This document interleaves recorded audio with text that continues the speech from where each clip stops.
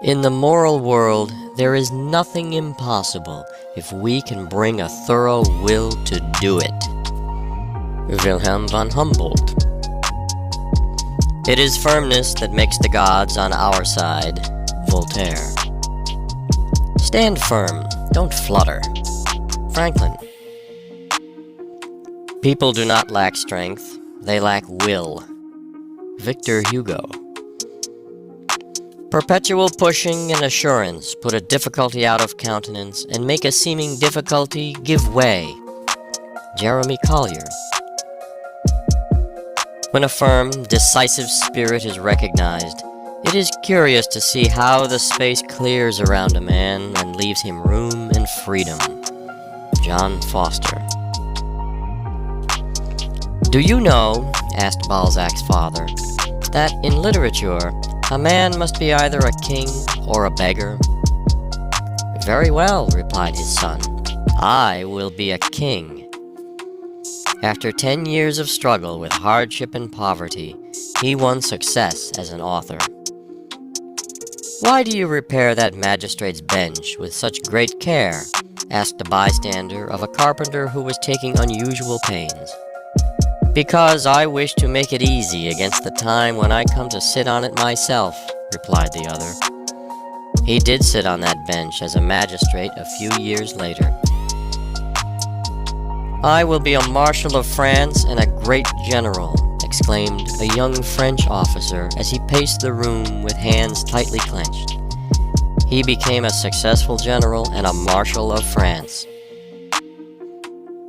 There is so much power in faith, says Bulwer, even when faith is applied but to things human and earthly, that let a man but be firmly persuaded that he is born to do some day what at the moment seems impossible, and it is 50 to 1 but what he does it before he dies.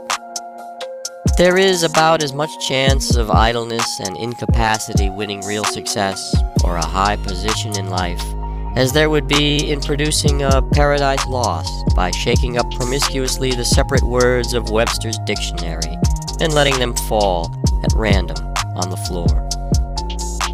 Fortune smiles upon those who roll up their sleeves and put their shoulders to the wheel, upon men who are not afraid of dreary, dry, irksome drudgery, men of nerve and grit who do not turn aside for dirt and detail.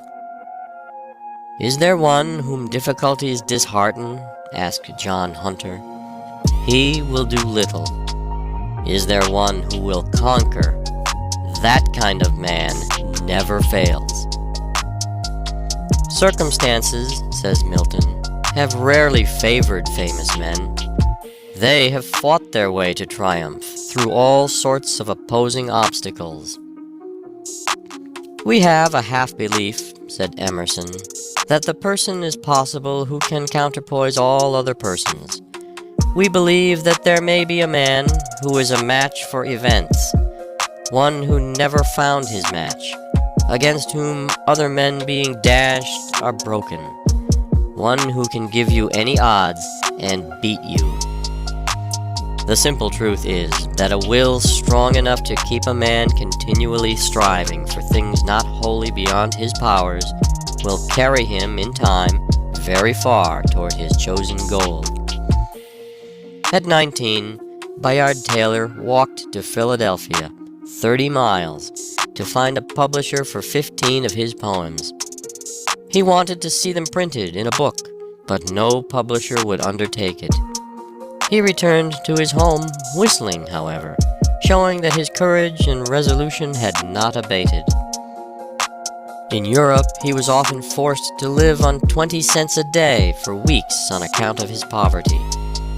He returned to London with only 30 cents left. He tried to sell a poem of 1,200 lines, which he had in his knapsack, but no publisher wanted it. Of that time he wrote, "My situation was about as hopeless as it is possible to conceive." But his will defied circumstances, and he rose above them. For 2 years he lived on $250 a year in London, earning every dollar of it with his pen.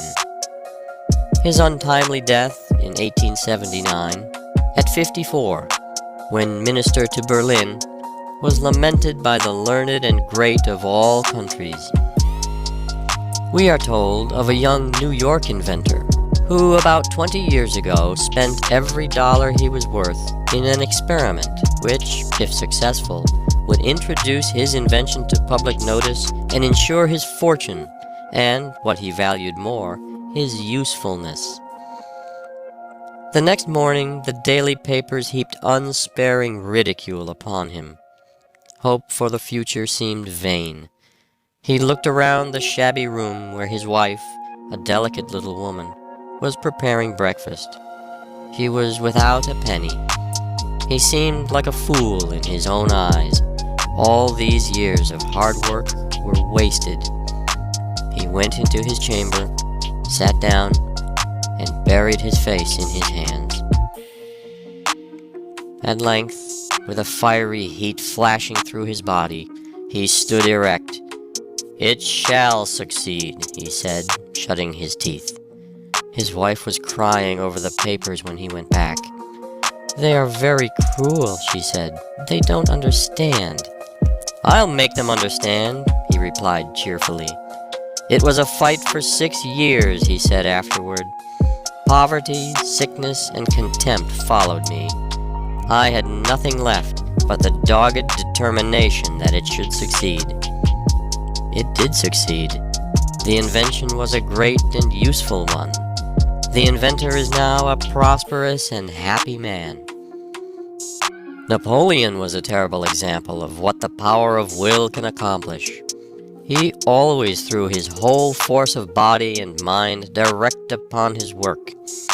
Imbecile rulers and the nations they governed went down before him in succession. He was told that the Alps stood in the way of his armies. "There shall be no Alps," he said, and the road across the Simplon was constructed, through a district formerly almost inaccessible. "Impossible," said he, "is a word only to be found in the dictionary of fools." He was a man who toiled terribly, sometimes employing and exhausting 4 secretaries at a time. He spared no one, not even himself. His influence inspired other men and put a new life into them. "I made my generals out of mud," he said. To think we are able is almost to be so. To determine upon attainment is frequently attainment itself. Thus, earnest resolution has often seemed to have about it almost a savor of omnipotence. The strength of Saguaro's character lay in his power of willing, and like most resolute persons, he preached it up as a system. Before Pizarro, Dalmagro, and Deluc obtained any associates, or arms, or soldiers, and with a very imperfect knowledge of the country or the powers they were to encounter, they celebrated a solemn mass in one of the great churches, dedicating themselves to the conquest of Peru. The people expressed their contempt at such a monstrous project, and were shocked at such sacrilege. But these decided men continued the service, and afterward retired for their great preparation, with an entire insensibility to the expressions of contempt. Their firmness was absolutely invincible. The world has deplored the results of this expedition, but there is a great lesson for us in the firmness of decision of its leaders. Such firmness would keep to its course and retain its purpose unshaken amidst the ruins of the world. At the Battle of Marengo, the French army was supposed to be defeated, but while Bonaparte and his staff were considering their next move, Desailly suggested that there was yet time to retrieve their disaster, as it was only about the middle of the afternoon. Napoleon rallied his men, renewed the fight, and won a great victory over the Austrians, though the unfortunate Desailly lost his own life in that field. What has chance ever done in the world? Has it built any cities? Has it invented any telephones, any telegraphs? Has it built any steamships, established any universities, any asylums, any hospitals? Was there any chance in Caesar's